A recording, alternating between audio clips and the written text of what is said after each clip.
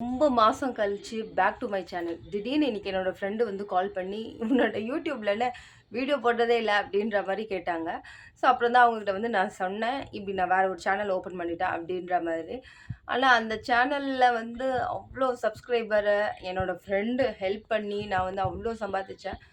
ஆனால் அன்ஃபார்ச்சுனேட்டாக அதில் வந்து பார்த்திங்கன்னா வியூஸ் போவே இல்லை. சரி, இன்னொரு யூடியூப் சேனல் ஆரம்பித்து வீடியோஸ் போட்டு பார்க்கலாம் அப்படின்னு சொல்லி போட்டுட்டு இருக்கும்போது அதில் ஓரளவுக்கு வியூஸ் போகுது. சப்ஸ்கிரைபர் ஒரு வீடியோவுக்கு அந்தளவுக்கு சப்ஸ்கிரைபர்லாம் வரமாட்டேன்து.